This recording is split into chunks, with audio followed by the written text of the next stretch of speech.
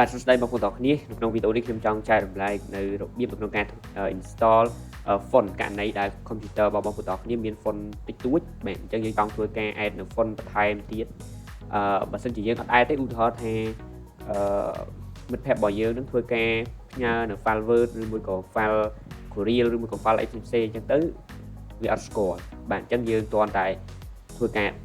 ដូរទៅ font នេះទៅ font នោះអញ្ចឹងនៅក្នុងនេះគឺវាមិនមែនមានទាំងអស់ទេវាមានគ្រាន់ដែរបាទតែវាមិនទាំងអស់ទេបាទអញ្ចឹងយើងអាចយកទៅប្រើប្រាស់បានអញ្ចឹងវាមាន2 file អញ្ចឹងខ្ញុំបង្ហាញតែរបៀបធ្វើការដំឡើងតែមួយ file ទេចំពោះ file ខាងក្រោមវាដូចតែគ្នាទេណាអញ្ចឹងគឺ link ខ្ញុំដាក់នៅ description បាទអញ្ចឹងបងប្អូនទាំងគ្នាចាំធ្វើការទាញយកទៅបាទយើងក៏ select លើវាអញ្ចឹងមកហើយយើងធ្វើការ download មកជាការស្រេចឬក៏យើងចង់ download វាមួយក៏បានដែរបាទយើង click ទៅលើប៊ូតុង download ទៅជាការស្រេចអញ្ចឹងយើងមើល file font នៅខាងលើគឺជា file zip file font ខាងក្រោមជា file 7zip អញ្ចឹងយើងអាចធ្វើការបើកជាមួយនឹង WinRAR បានដូចគ្នាធ្វើការ extract វាប៉ុន្តែ computer របស់ខ្ញុំអត់ចូលចិត្ត WinRAR ទេដោយសារវាតិច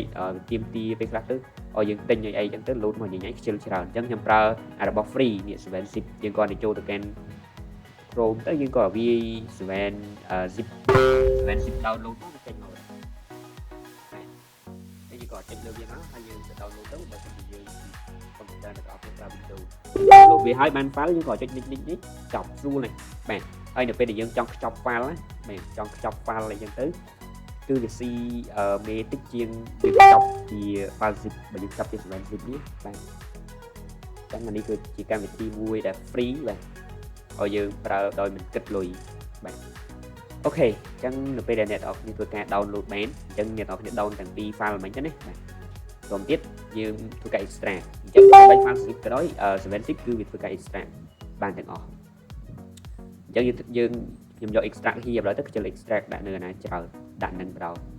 អូខេអញ្ចឹងបានហើយអញ្ចឹង font នេះគឺវាមាន200ជាងនេះ200ជាងអញ្ចឹងយើងធ្វើការ select លើវាទាំងអស់ចេះក៏បានអូខេ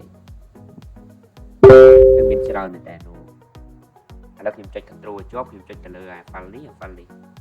និយាយថាអាពីរហ្នឹងខ្ញុំអត់ធ្វើការ install ទេចុច mouse តាមលើវាហើយយើងយកវា install ក៏បានឬមួយក៏ install for all user ក៏បានដែរឥឡូវ install for all user អញ្ចឹងវា load mistake បាទ do you want to replace អញ្ចឹងខ្ញុំដាក់យកតិចមួយ no